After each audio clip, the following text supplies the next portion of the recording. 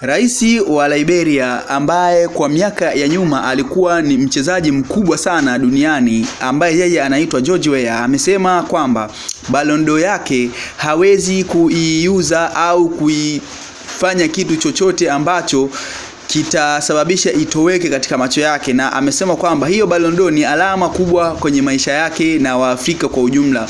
Yeye akaenda mbali zaidi na kusema kwamba hata kama Elon Musk atatokea anipe mimi dola bilioni 1, mimi simtakuwa tayari kuweza kufanyeje kuiuza Ballon d'Or yangu, ambapo hii pesa ambayo anaisemea yeye dola bilioni 1 ni sawa sana zaidi ya trilioni 2 point something ambao ndo wakina Mondo anaimiliki. Ni pesa nyingi sana ambazo mtu ukipewa hauwezi kuimaliza.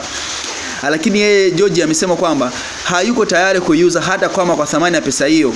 Ndugu mtazamaji, George Weah akaenda mbali zaidi na kusema kwamba Ballon d'Or yake ina thamani zaidi, na yeye ametumia muda mrefu sana, ametumia jasho na damu kuweza kuja kuipata. Sasa itakuwaje aje aiuze kiurahisi zaidi kama hivyo unavyodhani?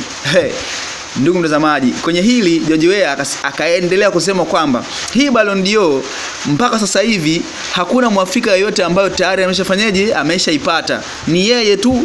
Sasa Ballon d'Or hii inawaheshimisha Waafrika na ni heshima kwa Afrika zaidi, ndiyo maana hayuko tayari kuweza kuiuza, kwamba sio yeye tu, yani ile haimfaidishi yeye tu, inawafaidisha pia Waafrika wote ndani ya Afrika na nje ya Afrika, na kudai kwamba hataweza kuiuza kwa thamani yoyote. Na akaenda mbali zaidi pia kusema hata kama umpe matani ya dhahabu ambayo ni yenye pesa nyingi zaidi, yeye amesema kwamba hayuko tayari kuiuza Ballon d'Or yake. Umletee Diamond na Diamond, kwa Ballon d'Or yake ina thamani ya zaidi ya pesa hiyo.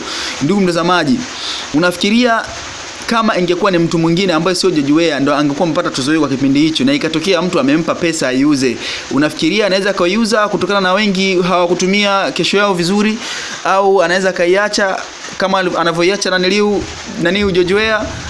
Ndugu mtazamaji, katika hilo drop a comment na usisahau kusubscribe katika channel yangu ya Kilwa Media ili uweze kupata habari mbalimbali pindi pale ninapozipata, ili ziweze kukufikia kwa wakati. Subscribe hapo.